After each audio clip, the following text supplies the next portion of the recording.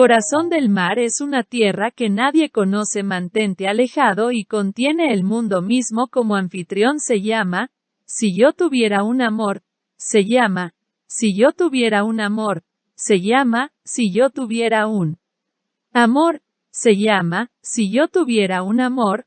Su bandera es un pedazo de sangre donde fluye la corriente del canal del manglar. Tiene tripulaciones, estrellas, tripulantes de cabina de madrugada y escuelas de samba como centinelas. Es un barco humano caliente, esclavista del manglar. Es un barco humano caliente, guerrero del manglar. ¿Ustedes qué creen que acabamos de escuchar? Una canción. ¿Y tú qué habías dicho? El traductor automático de Google. Muy bien. Sí, en efecto, es un contraste que lo deja uno descolocado. Y pues esto lo hacemos como una introducción al tema de hoy, que pues como sabemos el Seminario de Formación para Editores este año tiene como enfoque la innovación.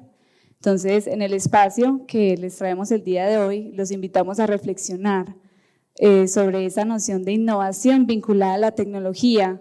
Si podemos pensar que las herramientas digitales pueden en algún momento reemplazar a la persona de carne y hueso, que en este caso, en lo que nos convoca hoy, sería el traductor, y si puede desarrollar en una manera más eficiente el oficio, que es la traducción.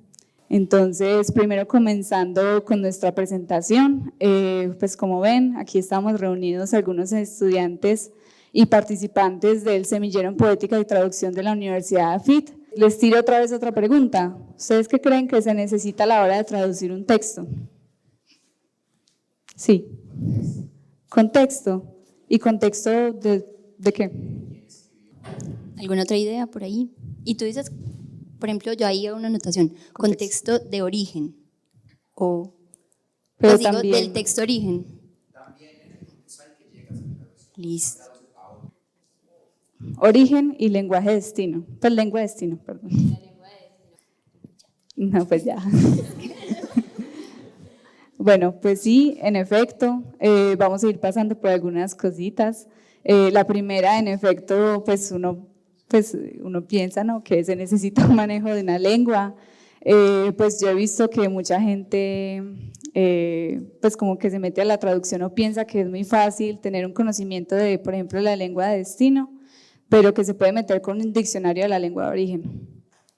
Y pues la idea es que cuando uno se meta con un texto literario tenga la capacidad para reconocer ese tipo de cosas que no son tan de definiciones exactas, sino pues metáforas, expresiones idiomáticas. Pues yo como traduzco al inglés, por ejemplo, ojo de loca no se equivoca, pues tengo que tener un dominio de la cultura para saber qué puede irse de este contexto al otro.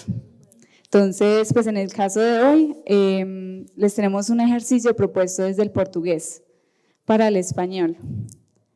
Voy. Y esto responde, pues uno pensaría que responde a honorar el país invitado de la fiesta, que es Portugal, pero nosotros le vamos a dar un giro. Y es que queremos irnos más bien con una de sus colonias pasadas, Brasil. Perdón, país invitado, pero la idea es que evaluemos por qué Latinoamérica tiene como una distancia muy grande con nuestro país vecino, por qué no lo incluimos dentro de la cultura latinoamericana, si ha pasado por los mismos procesos que crean nuestra identidad, porque pues yo, por ejemplo, antes de venir aquí, nunca hubiera pensado en un autor brasileño, nunca. O levanten la mano, ¿quién ha leído autores brasileños? Epa, ustedes van a en 2030, pero sí. Yo quería agregar algo a la pregunta que nos hiciste. Yo creo que esencialmente lo único que uno necesita para traducir es como entender muy bien el texto original que está queriendo decir. Yo creo que ya, eso es como todo lo importante. Con la intervención del compañero de contexto, esto es muy importante precisamente por la lectura del texto. Tenemos que, a la hora de traducir, tenemos que no simplemente hacer lo que queramos y reescribirlo de cero el texto, sino que también tenemos que tener un ojo agudo a ver qué marcas dentro del mismo texto nos hablan del autor, o de una motivación, no sé, muchos lo llaman la musa, pero pues que nos dice como, es que este texto es de Emily Dickinson, este texto es de, no sé, Maupassant, pues que nos dice que esa literatura es dada por una persona en específico. Entonces, en el caso del ejercicio de hoy tenemos a Oswald de Andrade. Ese fue un poeta, escritor, ensayista, dramaturgo brasileño fundamental para conocer la cultura brasileña y el contexto artístico en que se encuentra en el día de hoy. Les puedo decir que, para que tengamos en cuenta el ejercicio, que su tono en su obra es muy crítico, pero crítico de una manera muy carnavalesca. Él le encanta el sarcasmo, la payasada, y su estilo lo refleja haciendo como un resalto de las formas breves, incluso la repetición. ¿Sí vieron que cuando escuchamos la canción habían unas partes que se repetían? Bueno, hay que tenerle un ojo a eso para el ejercicio de ahorita. Y del contexto, pero ya más general de la época, hay que tener en cuenta que este poema es publicado en 1950.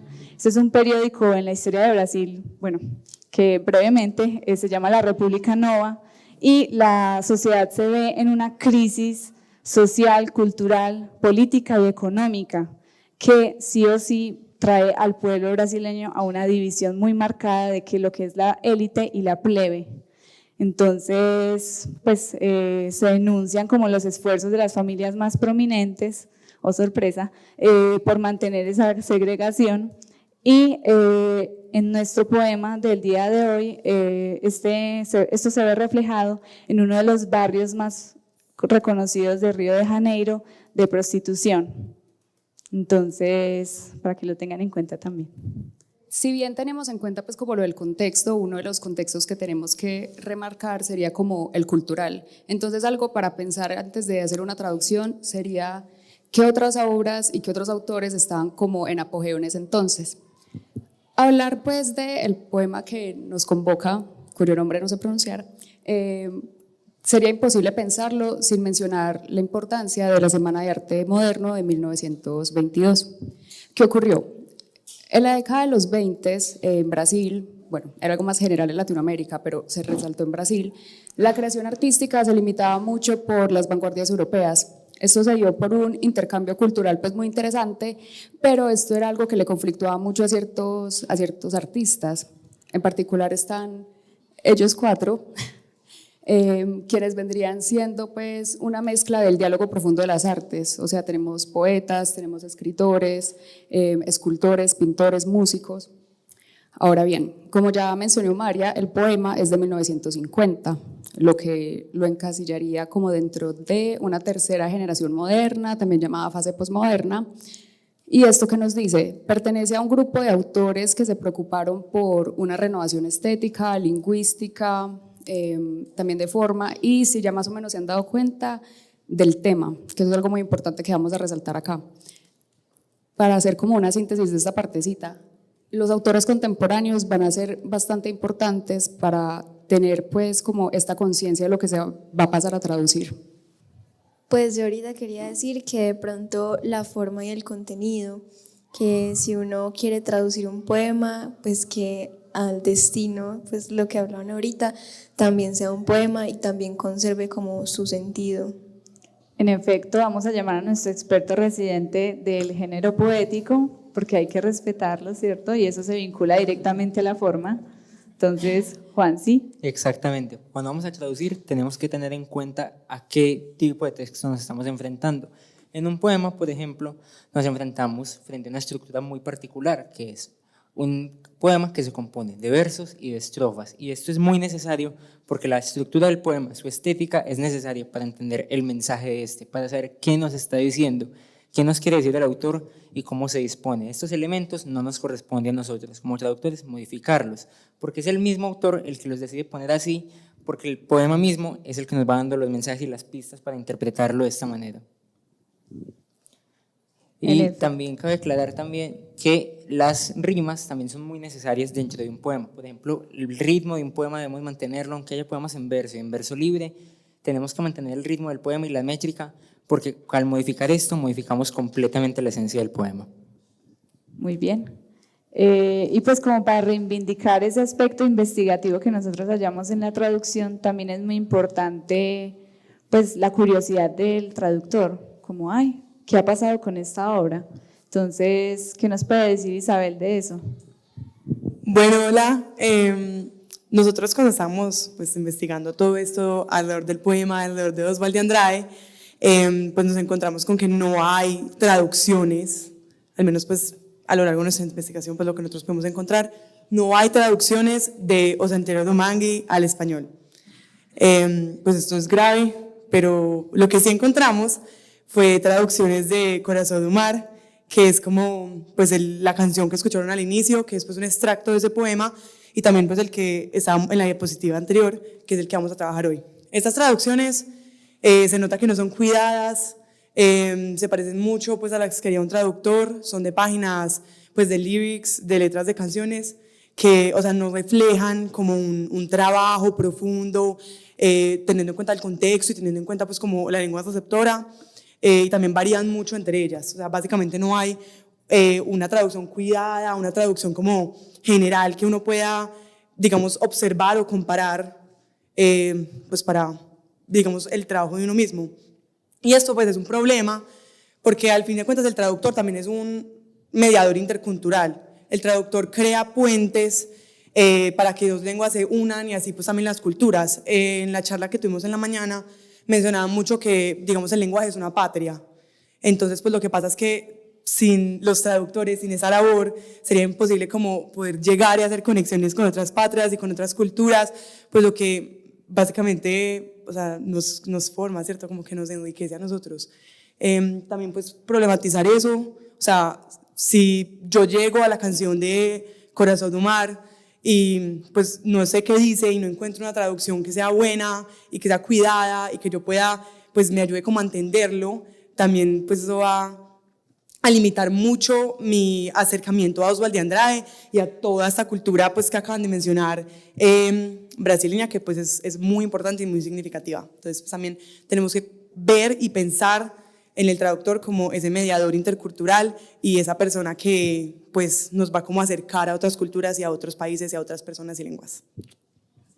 Y hablando también de esa segunda parte que mencionaste del contexto, tenemos a nuestra otra experta que acaba de llegar desde Argentina para hablarnos de pues, esa persona, la pregunta de ¿para quién se traduce? Pues, ¿qué debemos tener en cuenta si vamos a hacer una traducción? Porque no simplemente hacerla, sino que también se hace con un propósito específico.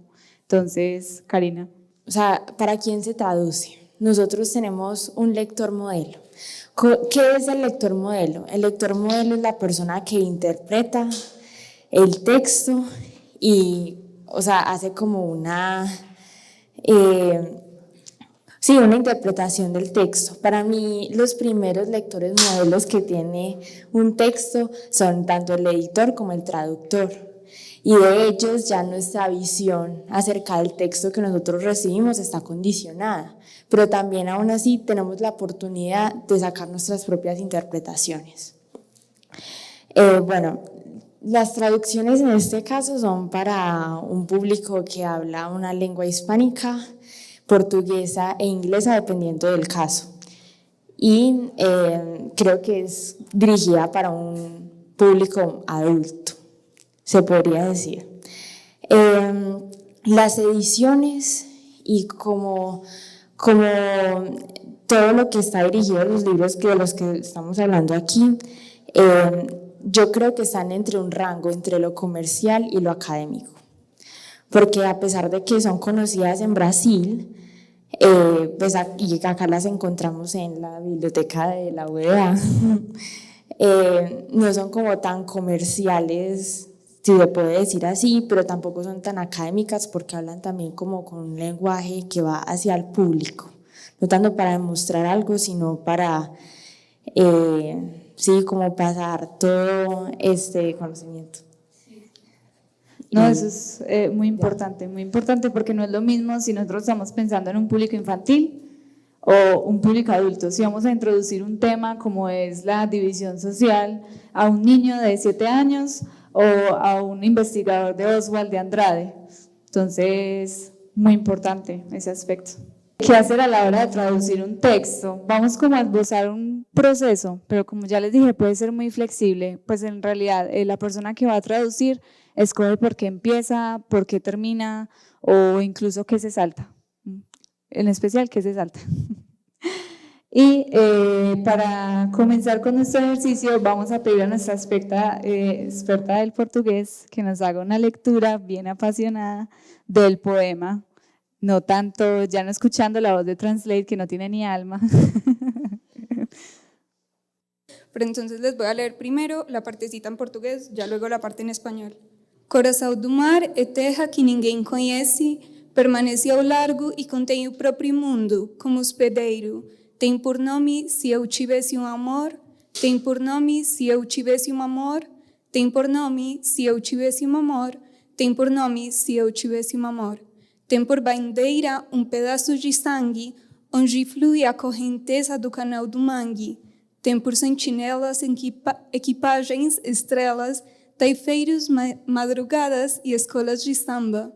É navio humano quente, negreiro do Mangue. É navio humano quente, guerreiro do Mangue. Bueno, si alguien quiere leer. Alguien dele un alma a ese Google. Sí, Miguel. Corazón del mar es una tierra que nadie conoce, mantente alejado y contiene el mundo mismo como anfitrión. Se llama Si yo tuviera un amor, se llama Si yo tuviera un amor, se llama Si yo tuviera un amor, se llama Si yo tuviera un amor. Su bandera es un pedazo de sangre, donde fluye la corriente del canal del manglar. Tiene tripulaciones, estrellas, tripulantes de cabina de madrugada y escuelas de samba como centinelas.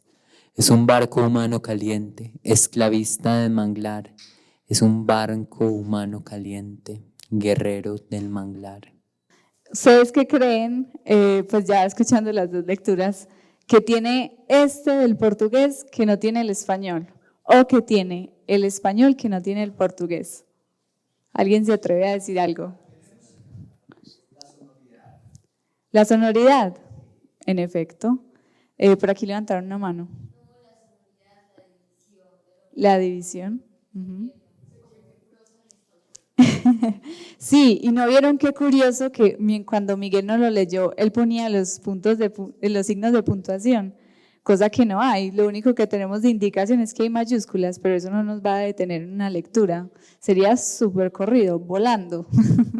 Puedo, con eso que dices, puedo preguntar algo entonces, que no tiene tanto que ver con la traducción en general, sino que esto lo dejaron así, pues o sea, no sé cómo fue el proceso para pasar al español, solamente lo cogieron pues como traductores.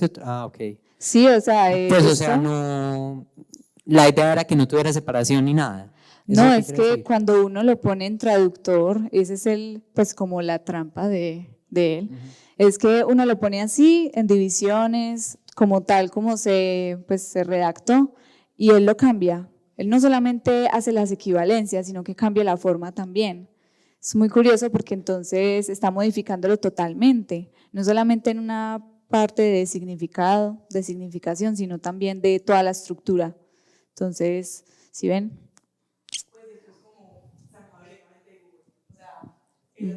La pusimos nosotros en el traductor de Google y es la que está ahí, pues no modificamos nada, sino que pues la pusimos como copiar y pegar. Entonces para que sepan, pues para que vean como las diferencias. Que esa es precisamente la pregunta que tenemos hoy. Estamos hablando de innovación, estamos hablando de los oficios del libro, uno de los oficios es el de traductor y a veces es como, no, pues eso lo hace Google Translate, uno para qué contratar un traductor literario si eso simplemente es poner el texto fuente y eso ya le da un origen, un destino y ya esa es la edición. Entonces como hagamos el ejercicio a ver qué pasa si esta canción la ponemos directamente en Google Translate y revisemos, digamos, cuáles serían las fallas, las falencias que vemos. Entonces sí, es precisamente eso, como no, es un trabajo humano donde hay pues, como vimos, la lectura contextual y bueno, vamos a seguir mirando formalmente qué podemos hacer con ese poema. Entonces ya para esta parte, esta como segunda parte, vamos a meterle la mano. La verdad, le vamos a meter la mano. ¿Cuántas personas somos aquí? ¿Quién me ayuda a contar rápido? Vamos a reunirnos en las filas que estamos, por ahí en equipos de 5 personas O saben que es en las propias filas, es que están muy bien repartidos. El compañero al lado. Sí, o sea, hablen entre ustedes.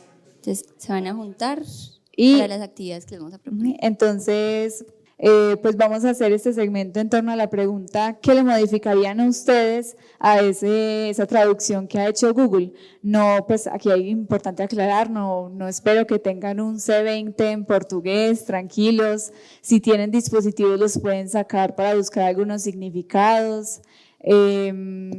Y pues nada, la idea es que ustedes hagan su propia versión, acomoden qué les suena raro en ese intento de Google y cómo lo harían como más de ustedes. Entonces, volvamos a la otra diapositiva y les vamos a dar como 20 minuticos, media hora. Igual nosotros vamos a estar pasando por si tienen alguna pregunta, por si nos dicen como, ay, ¿y a ustedes les suena bien esto? ¿O qué nos pueden recomendar? Entonces, no se preocupen. Entonces, manos a la obra. Bueno, corazón del mar. Listo. Yo voy a ir escribiendo acá, pero me tienen que dictar todo, si tiene mayúscula, dónde tiene punto, dónde tiene coma, dónde hay comillas. Corazón del mar sin nada, sin mayúsculas. Listo, primera sin mayúscula. Del mar, no, de mar. Bueno, el segundo verso. Allí hay, espérense que por allá escuché una voz, corazón marino. ¿Quién dijo corazón marino? ¿Tú dijiste corazón marino? Ah, bueno, corazón marino sería otra posibilidad. ¿Qué más se nos ocurre para ese, por ejemplo, para no seguir ahí? El corazón del mar. Voy a ir poniendo todas esas sugerencias acá. Él propone mayúscula en la M de mar. Como ponerlo como sujeto, el mar. Pues. ¿Quién quiere hablar?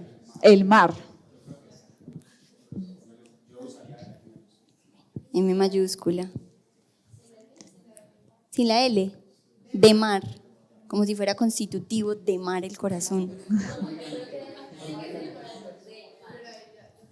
Corazón de mar.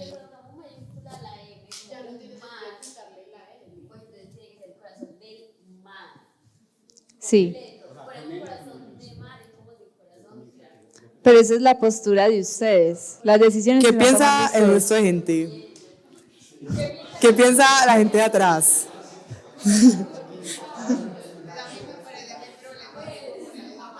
Mayúscula, o sea, se debe cambiar. Vea, por acá te dice que no, por acá dicen que no atrás. ¿Por qué no? ¿Por qué no? ¿Quién quiere decir por qué no? ¿Por qué no pondrían la mayúscula? Alteraría completamente el significado o la intención original del poema, pienso yo. Pues le está dando como una cualidad pues la cualidad que se requiere para tener un nombre propio. Como una personificación del mar. Pues, sí. Pues yo no la pondría, pues yo personalmente. Respetarías a Oswald. No mentiras. Bueno, y otra pregunta, ¿es mar o es océano o es por qué mar? Mar. Pero bueno, vamos a poner posibilidades, pues porque mar tiene sinónimos. Océano. Se me acaba de ocurrir otra vertiente. De la mar. De la mar.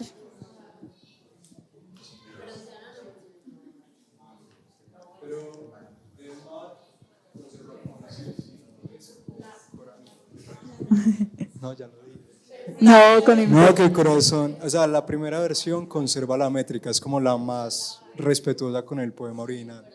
Eso, total.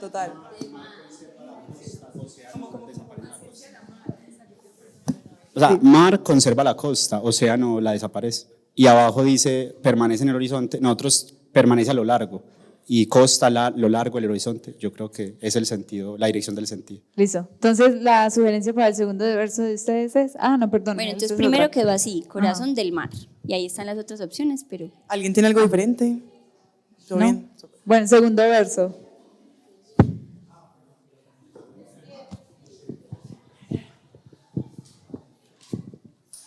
Es tierra que nadie conoce. Es tierra que nadie conoce. ¿Alguien tiene algo distinto? Nosotros le quitamos el verbo, tierra que nadie conoce. Y nosotros tierra desconocida. Fue pucha.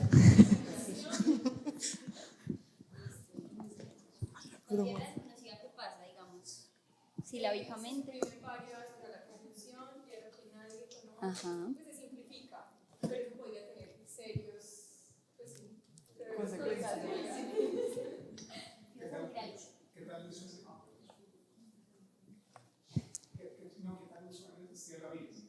Tierra virgen. Virgen. Te voy a ir copiando todas las opciones. Sino que virgen yo creo que implica que nadie, o sea, la haya conocido, pero ninguno conoce, es que ahora, pues nadie hable de ella, pero tal vez sí ya la han descubierto. Pues siento que va por ahí. Que nosotros preferimos tierra que nadie conoce en vez de tierra que ninguno conoce, porque ninguno pues tiene género masculino, en cambio nadie no tiene, pues no se refiere a ningún género. Y yo creo que responde también a un anglicismo, no sé, una expresión en inglés que es no man's land. Pues hay una mierda así. Yo sé que está en el título de de las películas de Piratas del Caribe, pero pues sí. Entonces, pero sí, me parece que es una propuesta muy válida, un argumento muy válido, porque no tenemos, pues, no tenemos que suponer nada por ahora.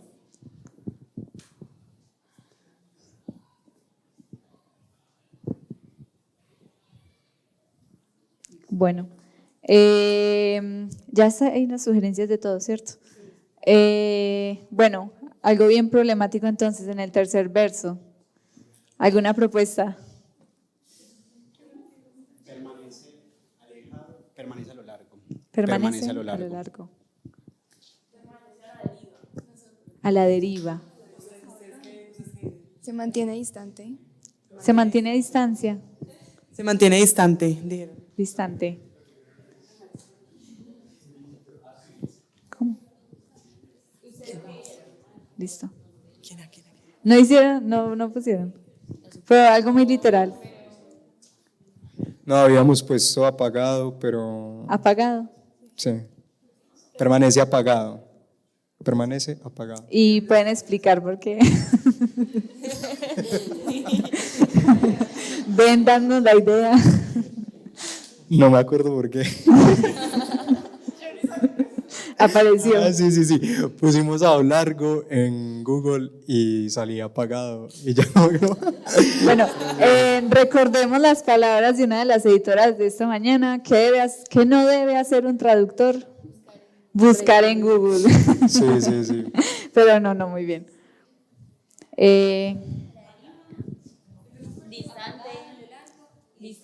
Distante. Ujú. Y pues es como una construcción muy peculiar, ¿no? ¿No les pareció? Pues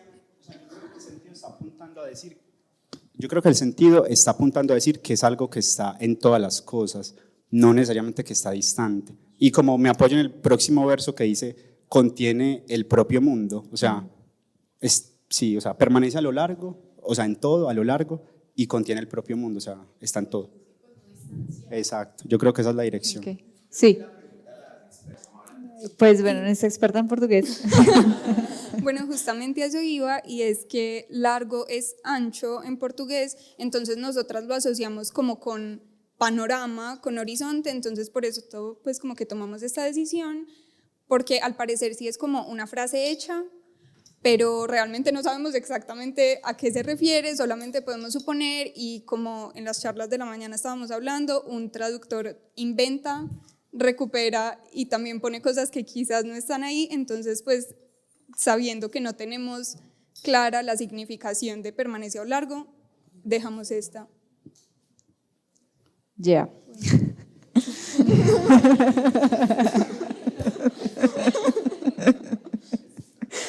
Bueno, pasemos al siguiente verso. Y contemos propio mundo. Sugerencias. ¿Quién da más? El propio mundo. Del propio mundo.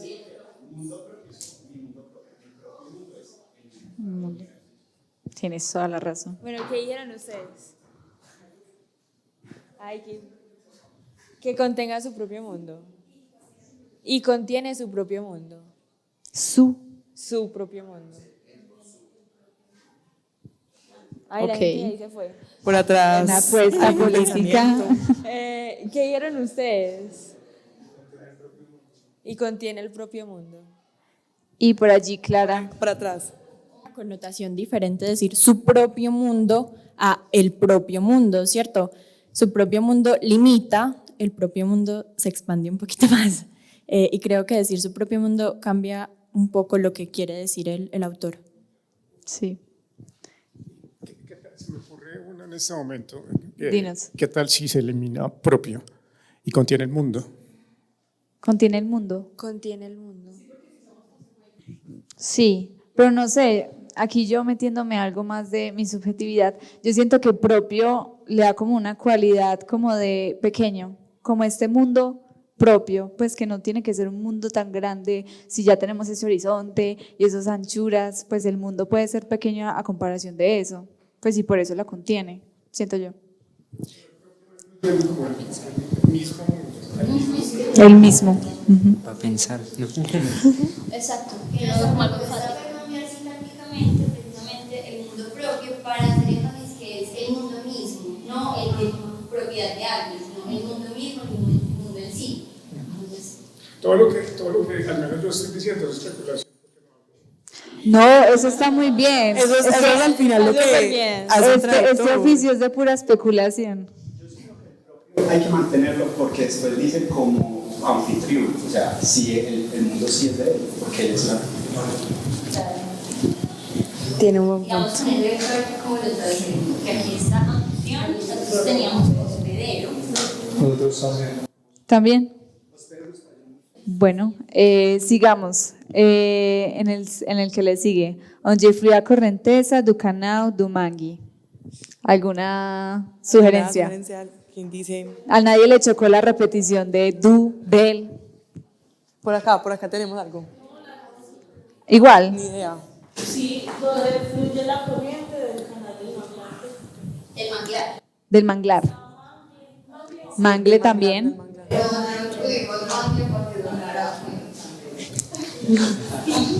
Esa es una decisión muy buena porque el conjunto. El manglar, como, pues claro, porque el manglar es un bosque de mangles. Si yo te pongo mangle en ese contexto, uno puede entender que no estoy hablando de un solo mangle. Sí. Ajá. Pero ellos están trayendo a colación algo muy importante, es que ¿qué va a pasar con sangre si ponemos manglar? Y si pensamos que es una canción, vemos que aquí aparece ese ritmo. Bueno, pero no Ah, pero si es literario, ahí sí tenemos a la potestad de decir, yo lo quiero cambiar, ya. Entonces, si ustedes lo quieren cambiar, bueno, cada quien. Bueno, sigamos. Tempos sentinelas, equipagens, estrelas, taifeiros, madrugadas y escolas de samba. Este va a estar más bueno. Nosotros pusimos, tiene como centinelas preparadas, estrellas, marineros de mañana y escuelas de samba. Otra vez. Lento. Tiene como centinelas preparadas, estrellas, marineros de mañana y escuelas de samba. Marineros de mañana. Puede ser una palabra intraducible porque es como un escalafón en la armada que está después de aspirante, pero antes de otro cargo, no recuerdo, entonces... Bueno, nosotros... Sí. Y en los barcos hay mozos, azafatos. Ajá. Bueno, nosotros colocamos, tiene por tripulación estrellas, marineros madrugados y escuelas de samba como centinelas. Oh, ok. Buenas. Ok. ¿Lee la coma? Ah, sí, señora. El madrugadas, ¿no? Ah, bueno, es que la traducción de ellos nos llamó la atención porque vuelve a leer. Tiene por tripulación estrellas, marineros madrugados y escuelas de samba como centinelas. Marineros madrugados. Entonces ahí tuvimos una pregunta porque una de las versiones que encontramos de la canción no tiene coma entre taifeiros madrugadas. Entonces eso hace que pues sea inmediatamente madrugadas un adjetivo de taifeiros, pero luego nos fuimos a ver otra versión que es como, y sí hay una coma, entonces hay un montón de peligros en cuando hacemos una lectura, digamos, pusimos precisamente esa que causa esa confusión, entonces es como, no, esta imagen, taifeiros madrugadas, y luego es como, ah, no, en la edición se comieron una coma, y realmente son sustantivo y sustantivo. Yo me devuelvo un poquito, pero quería hacer una notica sobre el verso anterior en el que hablamos del manglar y por qué decidimos dejarlo mangle, porque no sabíamos exactamente si dejar como el conjunto, el árbol, y buscando significaciones nos dimos cuenta de que mangui también es una, pues en Brasil puede significar como un lugar donde se prostituyen personas. Y el poema se trata últimamente como sobre eso, ahorita María lo mencionó, como estos barrios eran lugares frecuentados por personas de la élite que en últimas beben y comen, y es como esta idea de la antropofagia de clases inferiores para mantenerse. Entonces es importante, digamos, teniendo en cuenta de si por ejemplo fuéramos a hacer una traducción un poquito más coloquial, buscar de pronto un equivalente que fuera también así para nosotros, entonces como una notica ahí. Y no sé si se les ocurre a algunos, si ya leyeron el que puse ahí, pero como que hay una planta que se utiliza, pues, o un término natural, que es el rastrojo botánico, que tiene esa asociación no solamente a una cosa enmarañada, sino también una connotación sexual. Entonces pensamos como, pues, habría una versión que sería interesante poner rastrojo, pues que tiene esa equivalencia en el español que usamos hoy, si fuese una... Rastrojo con canal, o sea, como con algo dentro del agua. Esa sería una buena pregunta, sí, pues hacernos, y a buscar qué otros cuerpos de, no sé, marañas tienen relación con eso y que pueda ser orgánico, que pueda ser. Pero bueno, eso nos pareció como un encuentro chévere, como, ay, un rastrojo, rastrojero. Bueno. Bueno, ya los últimos dos. Un navío humano Kenchi Negreiro do Mangue. Un navío humano Kenchi Guerreiro do Mangue. Sugerencias. O Google, súper bien, súper good. Le perdonamos lo demás. Clara. Es un navío humano hirviente, negrero del manglar. Es un navío humano hirviente, guerrero del manglar. Ardiente. Hirviente. ¿Y respetar un navío? Sí. Ok. ¿Alguno cambió navío? ¿No? Pero cuéntanos, ¿cuál es su sugerencia? Navío humano caliente, el oscuro del mangle. Navío humano caliente, guerrero del mangle. Otra vez. Navío humano caliente, el oscuro del mangle. Navío humano caliente, guerrero del mangle. Sí. Sí. Pero sí, eso estaba pensando, pero cambiaron la palabra negreiro. Pues, ¿cuál fue la traducción, perdón? Oscuro. Sí, en Google es esclavista. Es negrero. Ustedes se fueron como más, pues, ¿por qué la decisión? Cuéntenos. Pero es que negrero es otra cosa. Pues no es como la connotación a las personas negras, sino es la persona que se encarga de secuestrarlas y traerlas. Exacto. Pensamos como puberto esclavista, pero tenemos una palabra más castiza y decimos, esto está en la salsa, esto no está lejos del género de la salsa, pues como en su raíz cultural, entonces decimos como negrero. No sé si piensan que esclavista tenga una acepción que, digamos, se pierde con negrero. Sí, es. Independientemente de cuestiones de raza, sobre todo razas politizadas. Y en el contexto pues, de lo que implica, por ejemplo, las plantaciones de algodón y para que sea un tipo de plátano, si es un negrero. Sí. Y hay que también pensar en Brasil. Brasil es uno de los países aquí en Latinoamérica que más migración forzada tuvo de África. Entonces hay que considerarlo porque esclavista es muy general, pienso yo. Se nos adelantaron a cosas de ahorita. No, pero muy bien. Y ya, ¿cierto? Ahí hay otra preguntita y es, esta coma está en el portugués, en un navío humano quente, guerreiro do mangue, pero si la quitamos en el español pasa una cosa bonita que es humano guerrero. No, humano, guerrero. Pues ahorita nos hacemos la pregunta, dejamos la coma, la quitamos, ¿qué pasa si la quitamos? Queda bonita si la quitamos, pero bueno, la voy a dejar, ¿cierto? Pero porque pues yo sí siento que cambia mucho. ¿Qué problemas le identificaron entonces a la traducción de Google? Ahí los mencionamos muy de corrido, que era primero, pues la que no considera cosas de connotación, por ejemplo, negreiro. Pues o lo deja como muy de lado, la historia de Brasil por un lado. ¿Qué más? Lo de las comas en algunos lugares.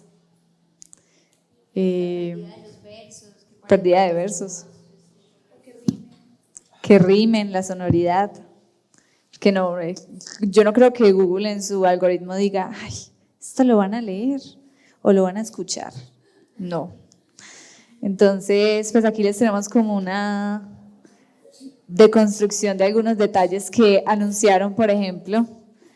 Este tiene que ver con lo que nos habló el señor, lo que nos dijo Andy del portugués y el español. Entonces, doy palabra a nuestra experta de la gramática. No, que nos pareció muy interesante eso que tú dijiste con tem. Si tem podía ser, digamos, otro modo, entonces aquí voy a explicarlo con dos verbos que en el traductor de Google nos pareció muy problemático. Y es que dice mantente alejado y en el portugués dice permanece largo. ¿Qué pasó ahí? ¿Por qué dice mantente? ¿Alguna idea? Porque en el portugués, es un imperativo en el español, pero ¿qué pasa con el portugués? Que la forma del imperativo y la forma del presente del indicativo es la misma. Entonces Google simplemente dijo, pues esta vez pongo el imperativo, porque pues en el portugués esto puede ser las dos. Y nos hacíamos esa pregunta para otro montón de verbos, pues porque luego también aparece con tem, tivesse, tem, flui, tem, que son verbos que quizás no son ambiguos, porque su forma, digamos, es únicamente el presente del indicativo, pero eso no pasa siempre. En el inglés, por ejemplo, es muy difícil desambiguar eso. Si yo conjugo it, en casi todas las personas es igual, menos en la tercera al singular que aparece la S. Si yo tengo un verso que dice eat grass, ¿cómo sé si eso es la primera persona al singular o la primera persona al plural o la segunda persona al singular o si eso es el infinitivo del verbo? Entonces como que hay una lectura interpretativa que es necesario hacer ahí y que entonces hicimos la comparación con el resto de verbos que están ahí y que todos están en el presente y el indicativo, pues no nos parecía lógico, pues esas que están allí señaladitos, contain, que ese fuera un imperativo, pues como era una interpretación ahí muy amañada de Google simplemente porque hay una semejanza. Bueno. Sí. Seguimos. En la otra de la pérdida del verso, y aquí llamo a nuestros especialistas de la musicalización. Bueno, seré entonces la primera especialista. Dentro de las muchas cosas que uno tiene que pensar, que lo discutíamos mucho, era como que queremos cuidar la imagen, o dónde vemos la fuerza del poema. Está la imagen, está la rima, está en ambas, porque si bien creo que lo tratábamos como algo dicotómico, o sea, no podemos esperar que se transmita lo mismo si empezamos a hacer como unos cambios de la rima, pero algo que me quedó sonando mucho de la charla pues, que vino antes de la nuestra, es que un traductor decía que no estaba completamente satisfecho con una traducción hasta que no veía que el ritmo cambiaba pues, a la lengua que se traducía. Problemático, sí, pero también nos gustaría saber cómo ustedes cómo llegaron a eso, que fue como el puntico que más les sonó, la rima o la imagen.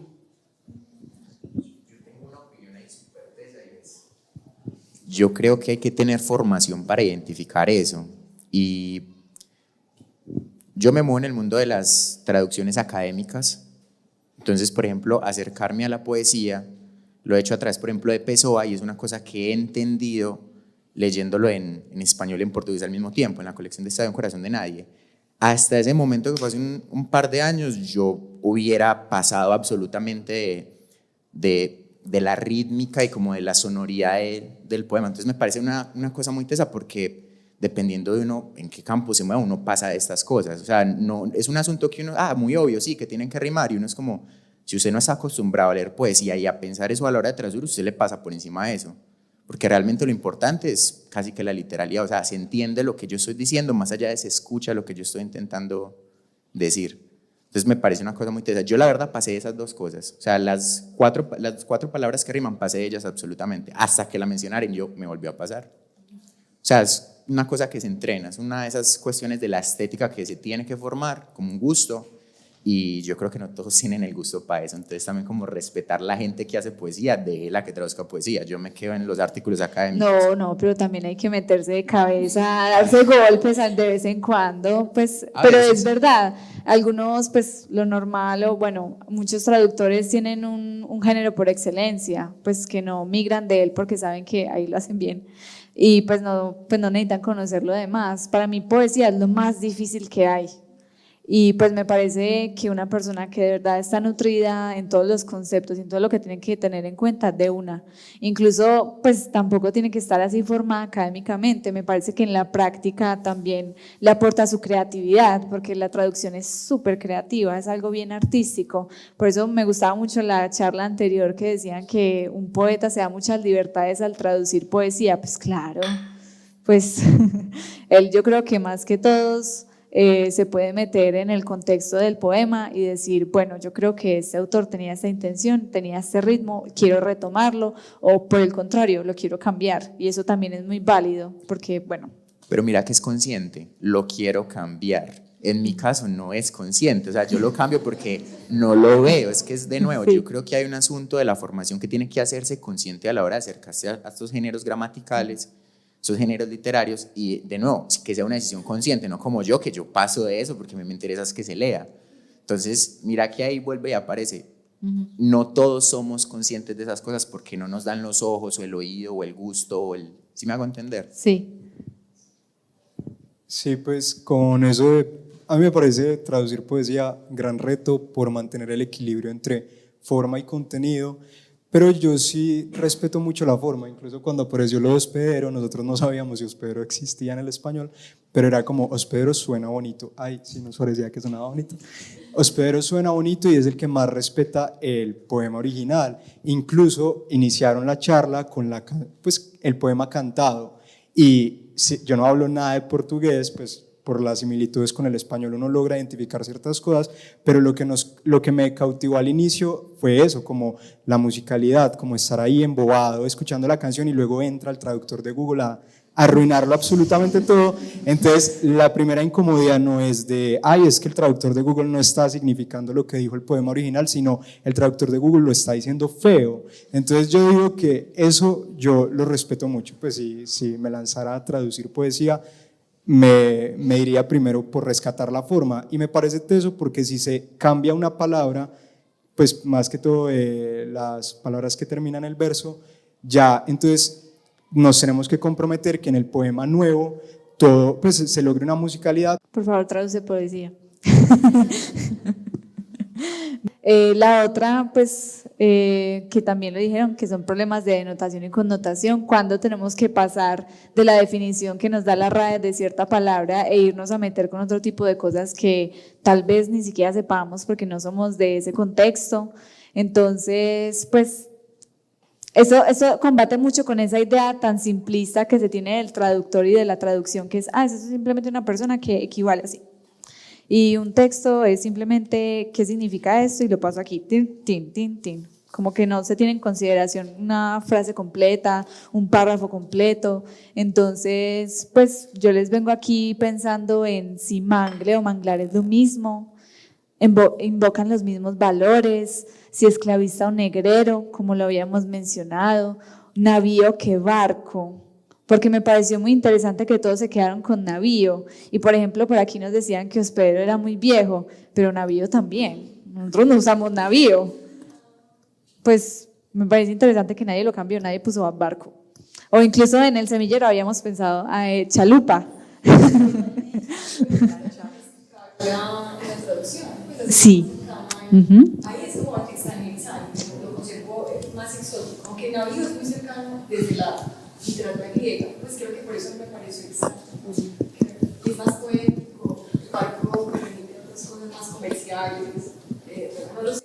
Pues sí, yo siento que a mí, por ejemplo, me sitúa en un contexto bien, no sé, como muy de la, pues no antigüedad, perdón, como del siglo XX, del siglo XIX, cosas como, bueno, si hospedero está, entonces me quedo con navío, si lo va a cambiar a anfitrión, entonces tal vez pienso en barco, pues como siempre como lo voy a actualizar o lo voy a mantener en ese momento, eso es muy importante. ¿Qué más? Y lo mismo azafato y taifeiro, y pues yo les traigo la definición traducida que nos da Wikipedia en portugués de taifeiro, porque es que pues me parece o sea, ¿cómo no va a existir eso? O sea, hay algunas palabras que nunca vamos a encontrar significados y pues yo creo que el traductor tiene esa responsabilidad de ir a buscar, váyase a no sé, un libro, un protocolo de las Fuerzas Armadas Marítimas de Brasil o de Portugal, entonces pues les voy a leer a ver ustedes qué piensan. Taifeiro. En el ámbito náutico, la taifa es la profesión relacionada con los servicios de alimentación y de alojamiento. Originalmente, la taifa constituía el conjunto de soldados y marineros que abastecían el castillo de proa y mantenían la tapa de un barco de guerra para frustrar una posible colisión. De acuerdo con esto, los profesionales de la taifa pueden ser llamados taifeiros, empleados de cámara o criados. Por extensión, en las Fuerzas Armadas de Brasil se les dice taifeiros a la guarnición especialista en cocina y otras profesiones civiles de la taifa propiamente dicha. Entonces, nuestra decisión es, buscamos un equivalente, decimos criados, decimos ¿cómo era? Azafato, casero, o simplemente lo ponemos en cursiva y hacemos una nota de pie, eso es muy importante. Nosotros como pues traductores podemos tomar la decisión de, ¿saben qué? Lo voy a dejar esto así, lo siento y puedo hacer una anotación a pie de página que explique. En el portugués original me parece bonito, en este caso, pues en este caso. ¿Cómo dice en español? Pues habíamos dicho azafato, casero, criado. Estrellas, taifeiros, pero como la traducción que ustedes hicieron de ese párrafo, ¿cuál fue? Tiene por centinelas, equipajes, estrellas, taifeiros, madrugadas y escuelas de samba. O sea, nosotros así lo tradujeron ustedes. Sí. Porque es que a veces yo siento que la gente, o bueno, a mí me pasaba antes de tener conciencia del trabajo que es la traducción, que me daba rabia que los traductores como que fueran, ¿cómo es? Perezosos. Lo digo, pero pues eso es totalmente erróneo, pues ahora que tengo esta mini experiencia de formación, pues hay algunas cosas que simplemente las podemos dejar así. Es como si no sé, en Rayuela nos pusieron pie de página para todas las expresiones que usa Cortázar en francés o en inglés. Pero es una decisión que finalmente uno toma y no necesariamente obedece a falta de trabajo, sino claro. a una discusión y al tipo de público, porque si voy a hacer una edición pues académica está perfecto toda una discusión como la que hemos tenido, que nos lleva, por ejemplo, en caso de que decidamos hacerlos, a utilizar taifeiros en cursiva, ¿no?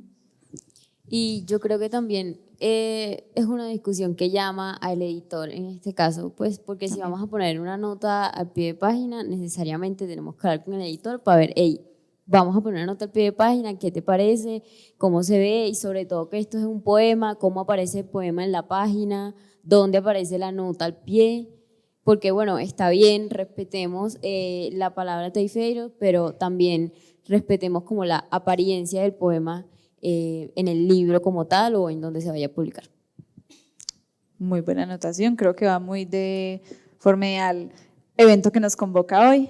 Y bueno, pues yo creo que podemos ir cerrando, tristemente. Y pues nada, pues como, ¿qué se llevan del día de hoy? Pues quiero que me cuenten como, ay, luego de hacer este ejercicio yo pienso esta otra cosa. También es válido decir que Google va a ser perfecto en 5 años. Yo sé que Salma nos va a cagar la vista.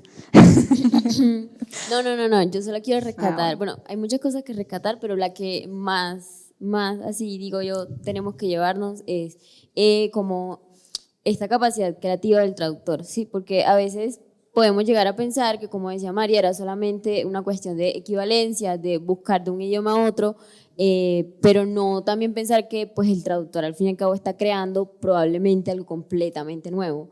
En todos los cambios que estábamos haciendo acá, estamos creando un nuevo objeto. Entonces es crear un nuevo objeto y que ese objeto se parezca al primer objeto o simplemente copiar el primer objeto. Creo que son dos cosas diferentes y no sé si lo dijeron en la charla pasada, en cuál de las dos charlas lo dijeron, pero alguien lo dijo, el traductor tiene que estar consciente de, pues, de qué está haciendo y de el resultado que quiere obtener. Pues era eso. Gracias. Salma.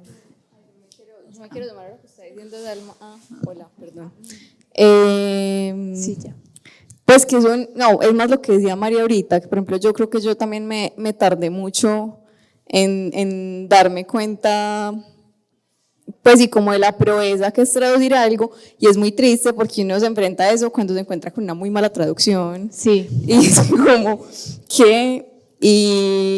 Y también va muy de la mano de lo que hablábamos ahorita, que realmente el traductor, al igual que el editor, tiene que jugar a ser un poco transparente, a que uno no se dé cuenta de que ahí hubo como un intermediario y como que ahora haciendo esto como que entiendo más pues como el camino y lo difícil que es tomar decisiones y que sí, no sé, como que me parece muy lindo porque también hay un trabajo creativo y de hacerse preguntas sobre las bases del idioma que creo que uno como que pocas veces se hace.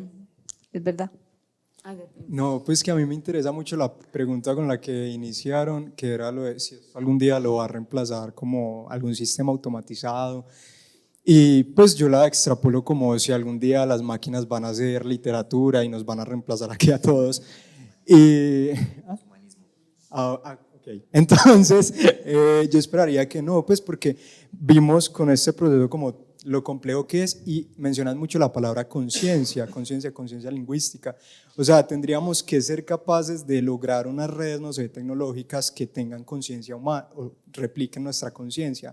Y esa conciencia implica saber muy bien la lengua, pero maltratarla a la vez. Como, bueno, entonces y a mí me parece como los poetas, los poquitos que hemos leído chéveres, como que tienen esa cualidad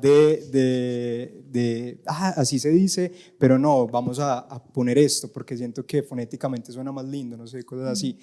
No sé si algún día exista una máquina que sepa cómo está organizado su algoritmo y sea capaz de decir, voy a destruir mi algoritmo, que tenga una sensibilidad.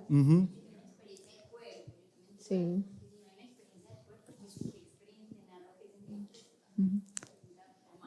Ojalá nunca pase. Quiero estar muerto cuando eso pase. Yo creo, pues también.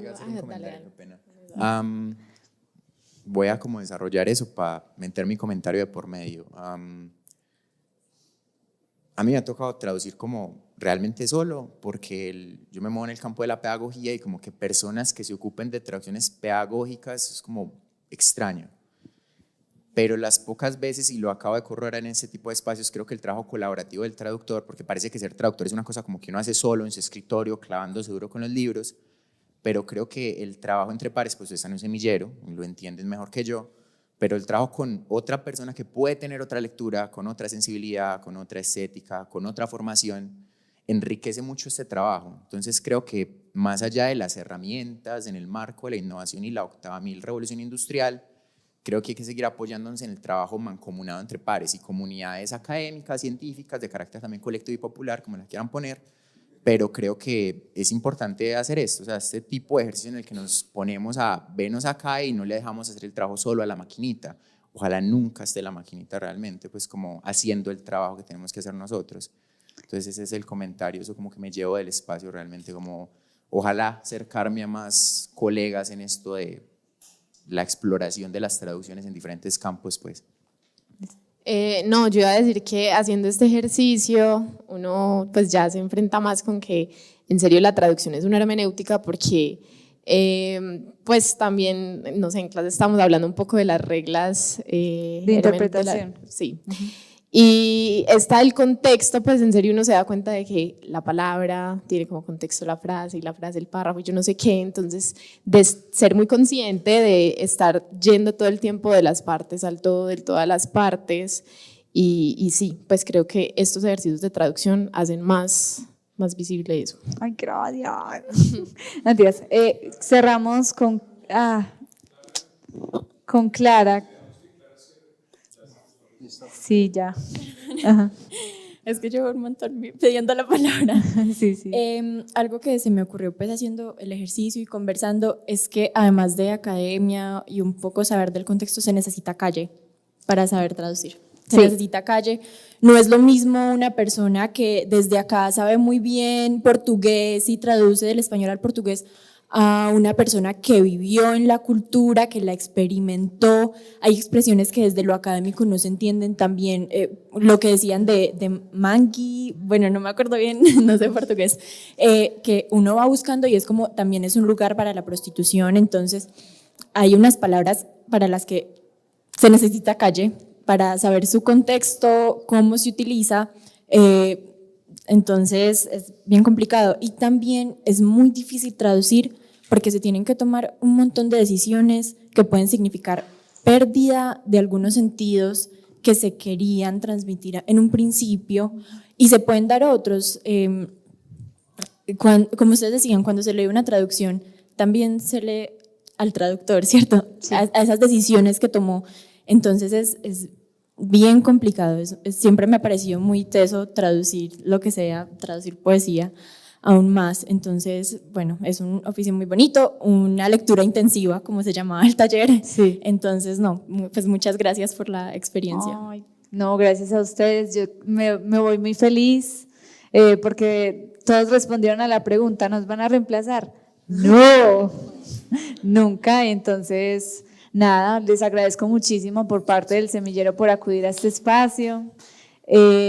También pues aprovecho el comentario del amigo para decirles que están muy bienvenidos al espacio del Semillero, está abierto a personas, ¿cómo? Ah, sí, verdad, está abierto para todas las personas pues que no son parte de la universidad, simplemente ahorita les paso mi correo, me pueden escribir, yo les doy la información y de verdad que nosotros siempre estamos haciendo esos procesos de traducción colectiva que definitivamente es una experiencia muy diferente a la traducción en solitario, entonces muy bienvenidos y pues nos vamos a presentar todos porque en conjunto todos hicimos el desarrollo de este taller, entonces creo que pues hay que reconocerles el esfuerzo a todos los semilleristas, entonces empecemos.